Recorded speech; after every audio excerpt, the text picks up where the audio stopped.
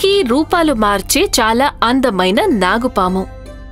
కేత్కీ తన సమూహంతో కలిసి చెరువు ఒడ్డున ఒక చిన్న గుహలో నివసిస్తూ ఉండేది. కేత్కీ వాళ్ల తల్లిదండ్రులు తనలాగే రూపాలు మార్చే నాగుపాములు. కేత్కీ, ఇప్పుడు నువ్వు పెద్దదానివయ్యావు. ఇక నువ్వు నీ జీవిత భాగస్వామిని వెతుక్కోవడం మంచిదమ్మా. కానీ అమ్మా, నేను ఎలా వెతుక్కోగలను? ఇక్కడ ఇంతమంది యువకులున్నారు కదా, నీకెవ్వరు నచ్చితే తననే ఎంచుకో. అలాగే తనతోనే కలిసి బ్రతుకు. తనే నీకు జీవిత భాగస్వామిగా ఉంటాడు. అలాగే అమ్మా. ఇక కేత్కీ తన జీవిత భాగస్వామిని వెతుక్కుంటూ బయలుదేరింది. తన నాగరూపంలోనే ఎంతో మంది నాగుపాముల్ని కలవడం మొదలుపెట్టింది. కాని తనకి ఎవ్వరూ నచ్చలేదు. ఒకరోజు ఏం జరిగిందంటే, కేత్కీ చెరువు ఒడ్డున తన పాము రూపంలో కూర్చొనుంది. అప్పుడే తన దృష్టి ఒక యువకుడిపైన పడింది. పట్టుకో బోలా, నన్ను పట్టుకొని చూపెట్టు. నీకు నీ టోపీ కావాలంటే నన్ను పట్టుకో. ఇక నిన్ను నా చేతిలో నుంచి ఎవరు కాపాడలేర్రా. నిజమా? కేత్కీ దృష్టి మొత్తం రుద్ర పైన పడింది. ఇంకంతే, తనకి రుద్ర నచ్చేశాడు. కేత్కీకి తన తల్లి మాటలు గుర్తుకొచ్చాయి. నీకు ఎవరు నచ్చితే తననే ఎంచుకో. అలాగే తనతోనే కలిసి బ్రతుకు. తనే నీకు జీవిత భాగస్వామిగా ఉంటాడు. కేత్కీ ఇక నిశ్చయించుకుంది, ఇక రుద్రానే తన జీవిత భాగస్వామి అని. ఇక కేత్కీ రుద్ర దగ్గరికి చేరుకుంది. ఒరే, ఈ చెరువు దగ్గర ఎంత ప్రశాంతంగా ఉందో కదా, చెప్పు.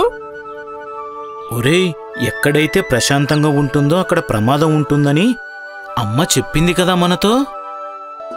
ఒరే అమ్మ కొడకా, పాము పాము! రుద్రా, పారిపో పాము! భోలా ఇంకా రుద్ర అటూ ఇటూ పారిపోతూ ఉన్నారు. కాని కేత్కీ రుద్ర వెంట పడుతూనే ఉంది. రుద్ర అతి కష్టం మీద కేత్కీ నుండి తప్పించుకోగలిగాడు. కేత్కీ నిరాశపడింది. అమ్మా, నాకు నచ్చినవాడు నన్ను చూడగానే పారిపోతున్నాడు. ఏం పర్వాలేదులే, అలాగే జరుగుతూ ఉంటుంది. నువ్వు తన మనసుని గెలుచుకోవాలి. కాని ఎలా? ఎలా అన్నది నువ్వే ఆలోచించుకోవాల్సిన విషయం. మరుసటి రోజు కేత్కీ మళ్లీ రుద్ర కోసం ఎదురుచూడ్డం మొదలుపెట్టింది. కాని రుద్ర ఆ చెరువు దగ్గరికి రాలేదు. నేను స్వయంగా వెళ్లి తనని వెతుకుతాను. కేత్కీ తన ప్రేమని వెతుక్కుంటూ బయలుదేరింది. ఆఖరికి కేత్కీకి రుద్ర కనిపించాడు. తన మిత్రుడు భోలాతో కలిసి మాట్లాడుకుంటున్నాడు. ఒరే, ఆ పాము నిన్ను కాటేసేసేది. ఆ పాము ఊసెత్తొద్దు. నీకు తెలుసు కదా నాకు పాములంటే భయమని. నిన్న నా ప్రాణాలు ఎలా కాపాడుకున్నానో నాకే తెలుసు. అవునరా, నిన్న అతి కష్టం మీద బ్రతికిపోయాం. కేత్కీ ఇదంతా వింటోంది. అంటే తనకి నా నాగరూపం అంటే భయం అన్నమాట. ఒకవేళ నేను ఒక అమ్మాయి రూపంలో తనకి ఎదురుపడితే బహుశా అప్పుడు భయపడడేమో. కేత్కీ తిరిగి ఆ చెరువు ఒడ్డుకి చేరుకుంది. ఇక తను నిశ్చయించుకుంది, ఈసారి తను రుద్రాని కలిసేది మాత్రం ఒక అమ్మాయిలాగా అని. కేత్కీ తన తల్లి దగ్గరకు వెళ్ళింది. ఏమైంది కేత్కీ? అమ్మా, నాకు నా జీవిత భాగస్వామి దొరికేశాడు.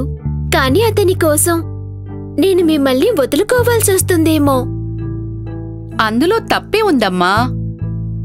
ప్రతి ఆడపిల్ల ఒక వయసు వచ్చాక తన తల్లిదండ్రుల్ని వదిలిపెట్టి భర్తతో కలిసి జీవిస్తుంది.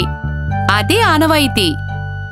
అప్పుడు కేత్కీ తన రూపాన్ని మార్చుకుంది. ఇక తను ఒక అందమైన ఆడపిల్లగా మారిపోయింది. బహుశా రుద్రకి రూపంలో బాగా నచ్చుతానేమో. కేత్కీ రుద్రాకి ఎదురుపడింది. కేత్కీని చూసి రుద్ర రెప్ప కూడా వెయ్యడం మర్చిపోయాడు. ఒరే రుద్ర, వింటున్నావా? రుద్రా, రుద్రా! బోలా బోలెడన్ని కబుర్లు చెప్తున్నాడు. కాని రుద్ర దృష్టంతా కేత్కీ మీదే నిలిచిపోయింది. రుద్రాకి మొదటి చూపులోనే ప్రేమ పుట్టింది. ఇక ఆ తరువాత కేత్కి ఇంకా రుద్ర పెళ్లి చేసుకున్నారు. ఈ విధంగా ఒక రూపాలు మార్చే నాగిని ఒక మానవుణ్ణి తన జీవిత భాగస్వామిగా మలుచుకుంది.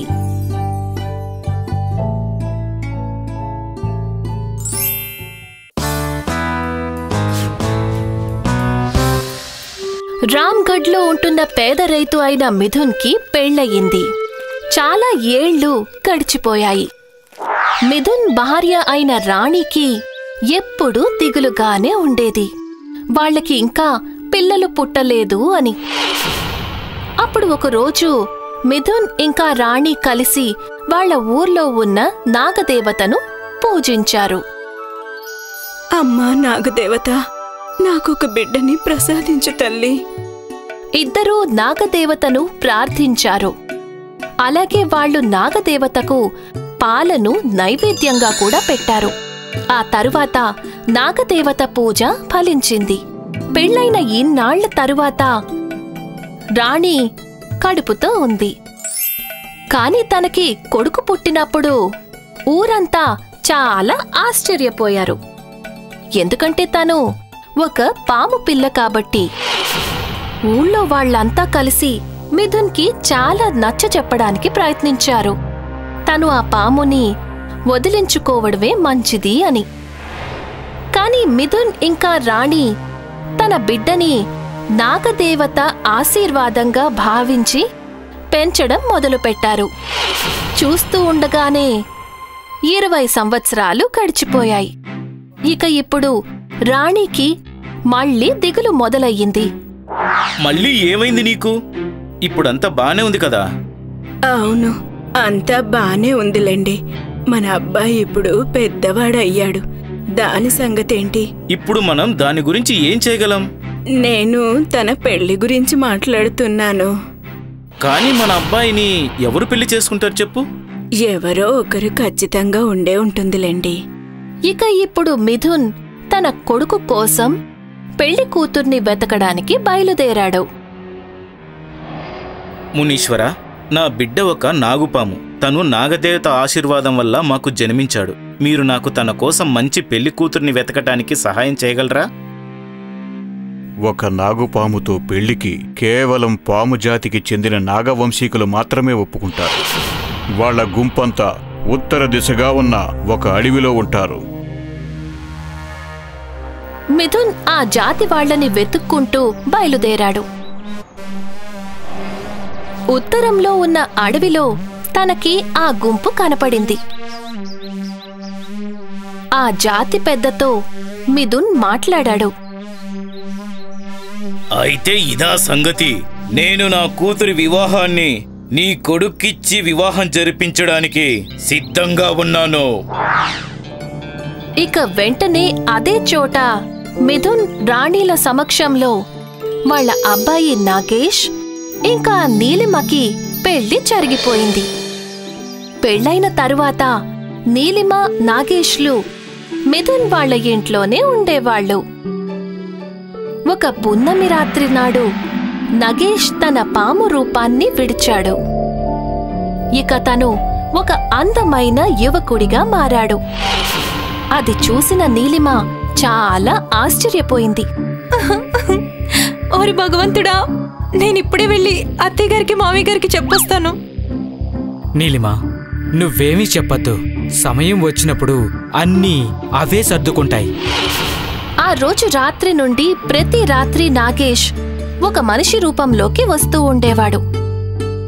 ఇక నీలిమ ఇంకా నాగేష్ చాలా కబుర్లు చెప్పుకునేవారు.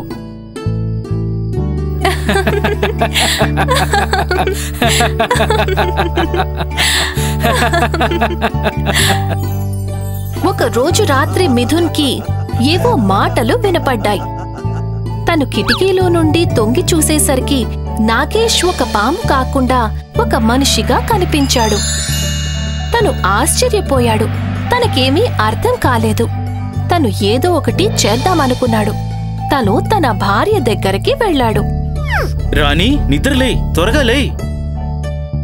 మిథున్ రాణికి కూడా తన కొడుకుని చూపించాడు. అవును, తను ఒక యువకుడు. నువ్వు ఇప్పుడు ఇక్కడే ఉండు. మిథున్ మెల్లగా ఆ గదిలోకి వెళ్ళి అక్కడ ఉన్న ఆ పాము చర్మాన్ని తీసుకున్నాడు. అప్పుడు దానికి నిప్పు అంటించేశాడు. నాన్నగారు, మీకు కృతజ్ఞతలు. మొత్తానికి మీరు నన్ను విడిపించారు. ఇక మరెప్పుడూ నేను పాముగా మారే అవకాశమే లేదు. నాకు శాప విముక్తి కలిగింది. రాణి తన కొడుకుని హత్తుకుంది. ఇక ఆ రోజు నుండి వాళ్ళ కుటుంబం ఎప్పుడూ సంతోషంగా ఉన్నారు.